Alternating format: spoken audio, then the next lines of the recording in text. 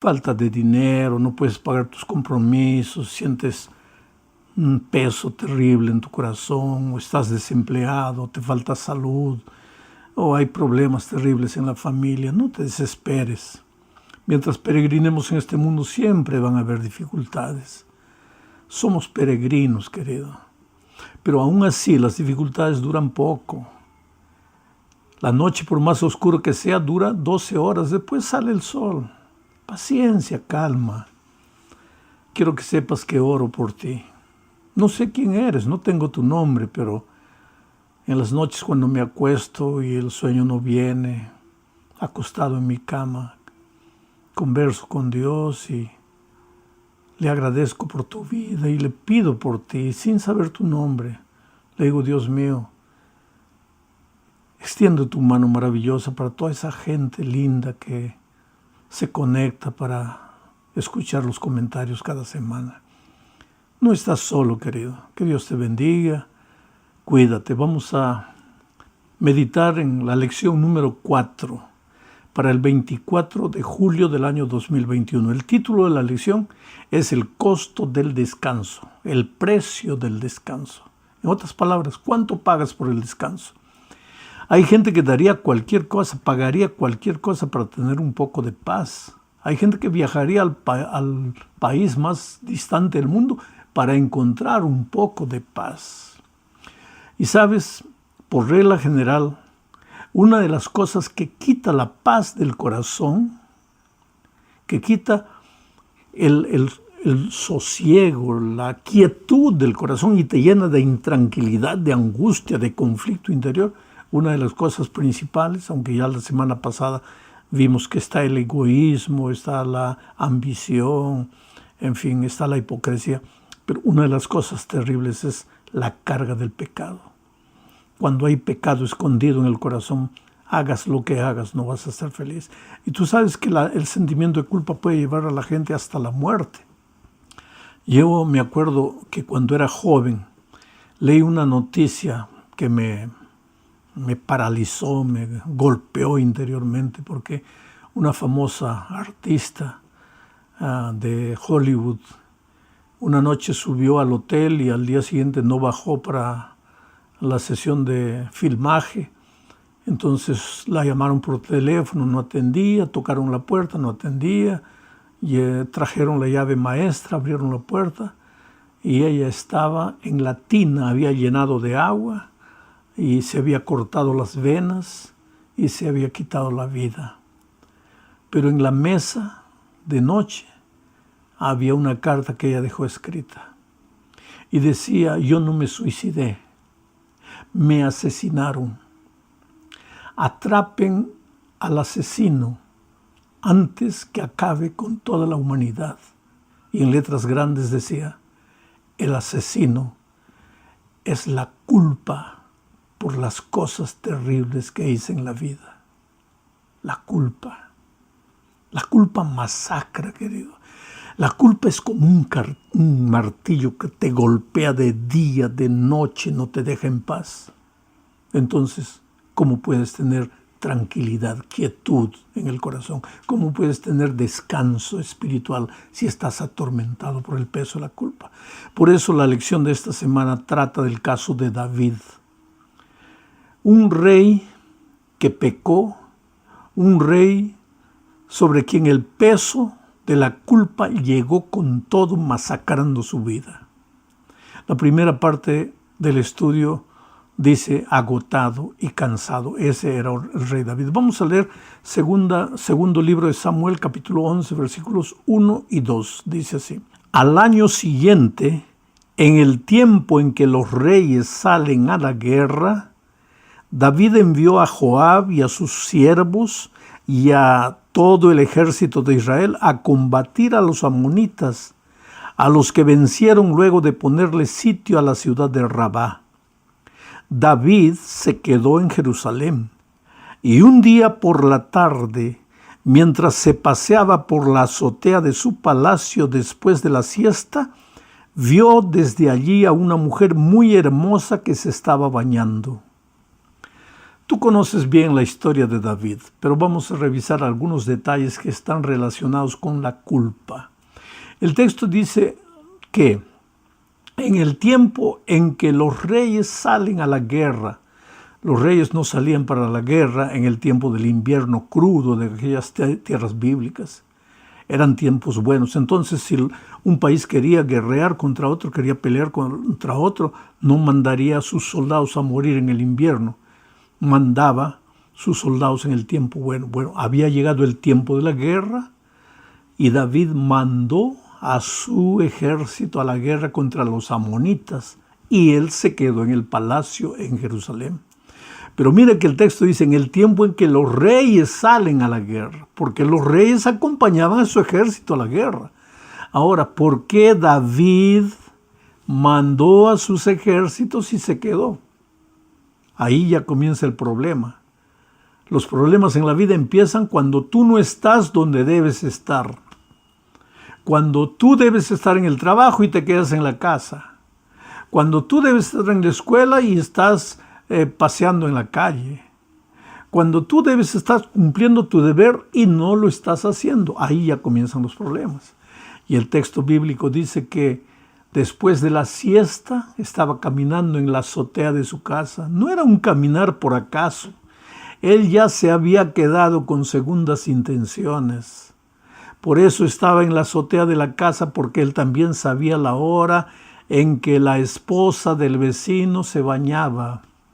Y el texto bíblico dice que el rey miró a una mujer hermosa que tomaba baño.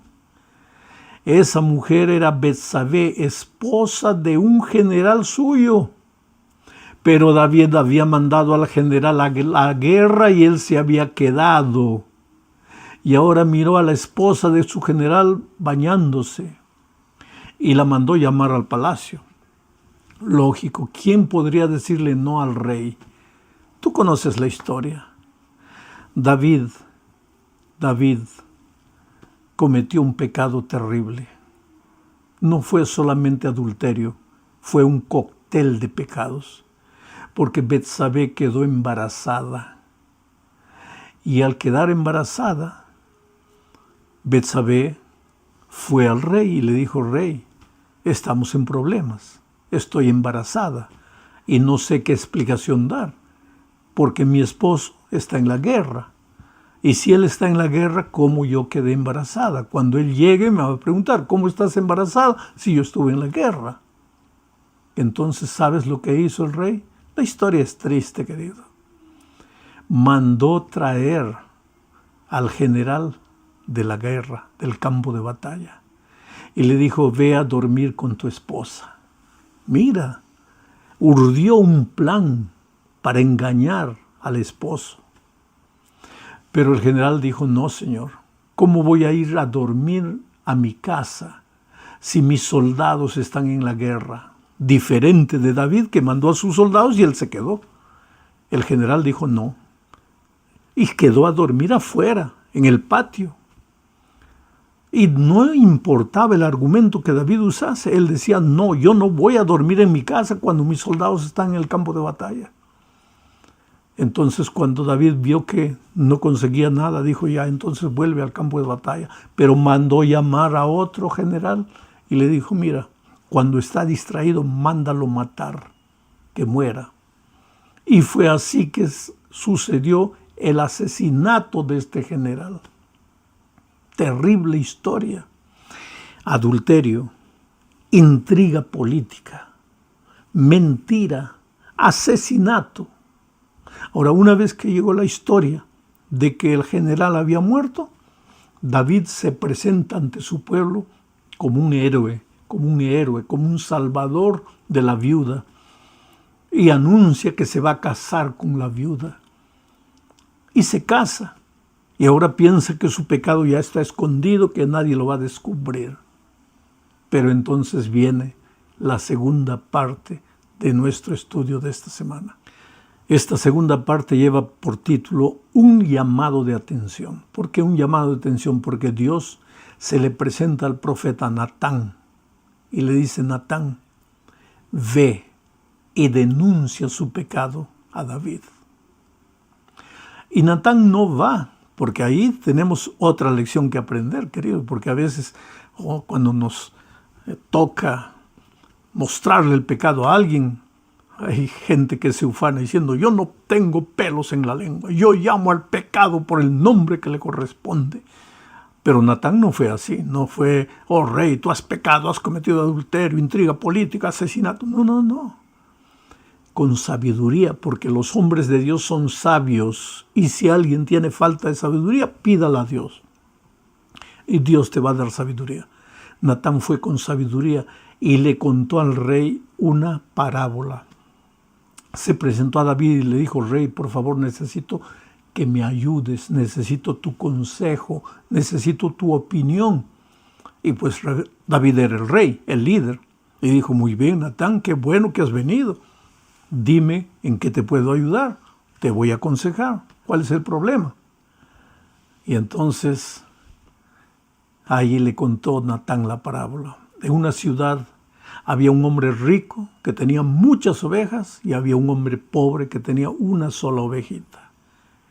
Y vino a visitarle al hombre rico un amigo. Y el hombre rico, en lugar de matar una de las muchas ovejas que tenía, mandó matar la única ovejita del hombre pobre. Mi señor rey, le dijo Natán mirándole a los ojos a David, ¿qué debería hacer con este hombre rico que abusó del hombre pobre? Y el rostro de David se puso rojo de ira. Apuntó con el dedo y dijo, manda matar a ese hombre. Ese hombre merece morir. Y el profeta lo miró y le dijo, rey, ese hombre eres tú. Tenías todas las mujeres del reino, pero tomaste la única esposa de tu general. Y en ese momento el mundo le cayó encima a David. ¿Cómo estuvo listo a levantar el dedo cuando se trataba del pecado de otro? Pero ahora se dio cuenta que él era el propio pecador y salió desesperado en la noche oscura. Permíteme imaginar un poco esto. Y corrió y corrió y corrió desesperado, la culpa diciendo, muere, tú mismo te has condenado, tú has dicho que ese hombre debe morir, pues entonces ahora muere, suicídate, quítate la vida, tú no mereces vivir. Y él lloraba en medio de la oscuridad hasta que llegó a una cueva y entró a la cueva y cayó de rodillas y ahí, arrodillado en esa cueva, escribió el Salmo 41. El Salmo 51. Y de ese Salmo 51 yo te voy a leer, para comenzar, los versículos 1 al 3. Ahora imagínate, una noche oscura, David en una cueva húmeda, con el peso de la culpa abrumándolo, con la voz de la conciencia diciéndole que era un pecador miserable y que merecía morir. Ahora él llorando expresa estas palabras al Señor su Dios y dice, Dios mío, por tu gran misericordia, ten piedad de mí.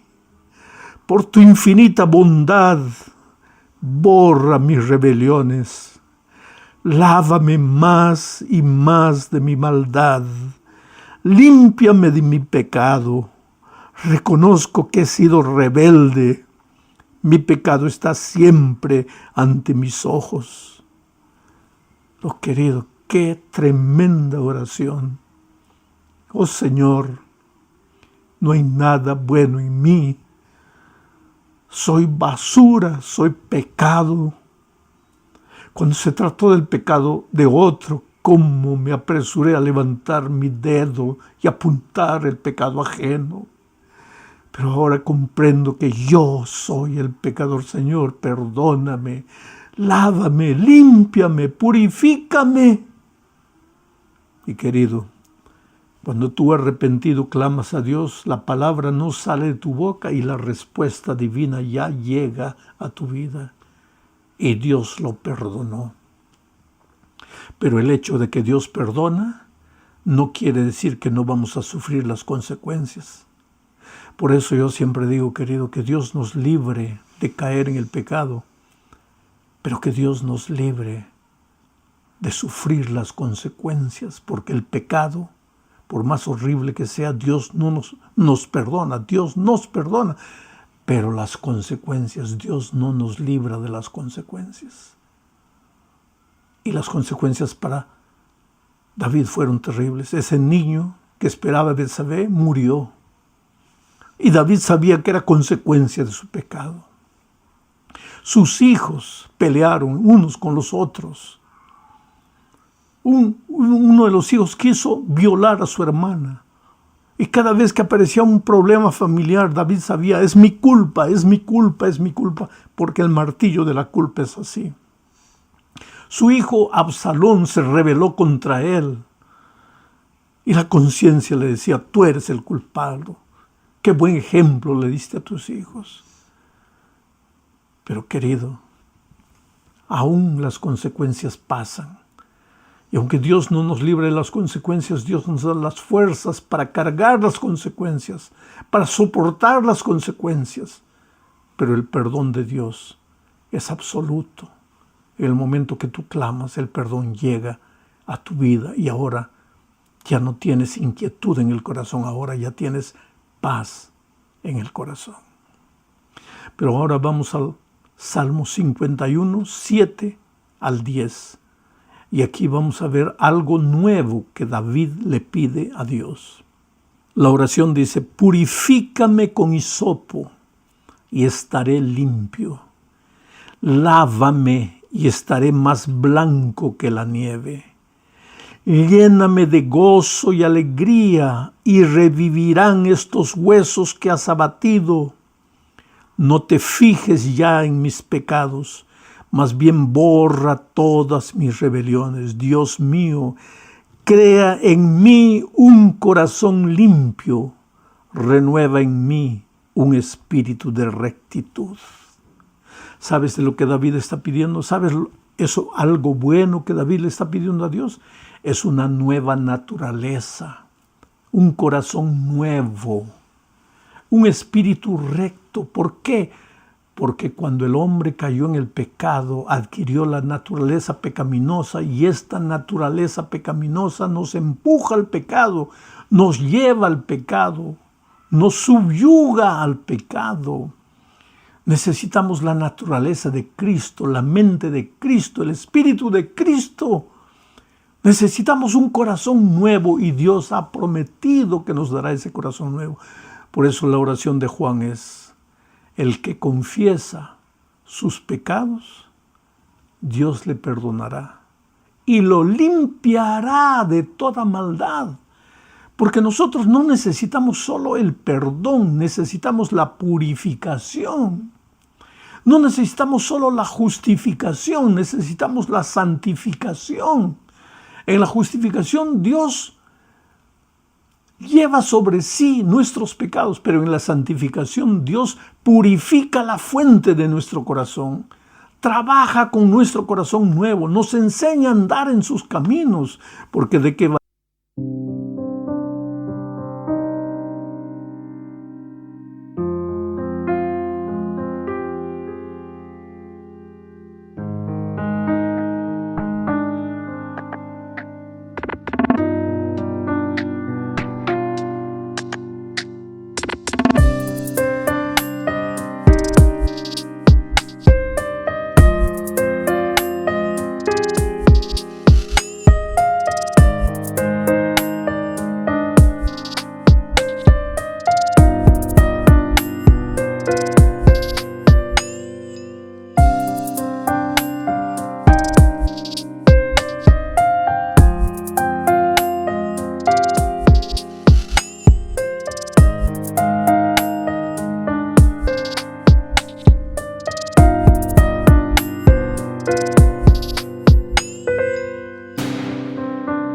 Valdría solamente el perdón si continuamos cayendo y maltratándonos y maltratando a las personas y maltratando el corazón de Dios.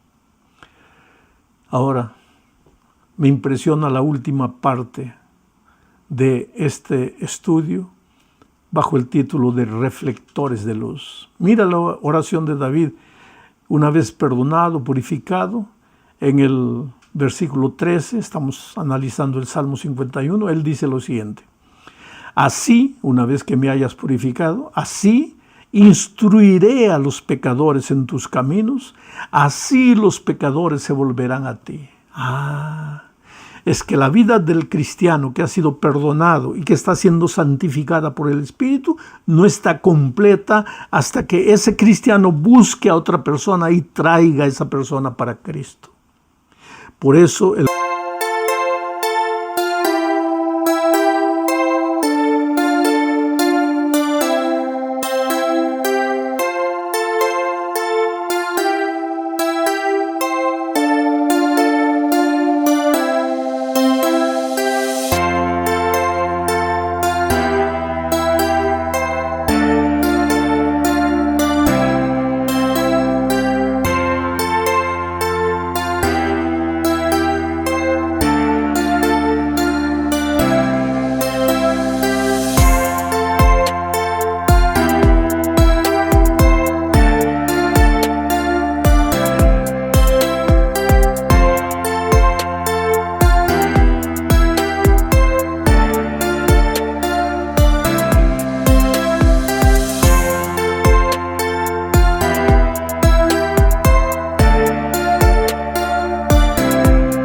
propio David clama por perdón, clama por purificación, clama por un corazón nuevo, clama por un espíritu recto, pero dice de esta manera, así, entonces yo instruiré a los pecadores en tus caminos, les enseñaré la palabra de Dios a ellos, los traeré a tus pies.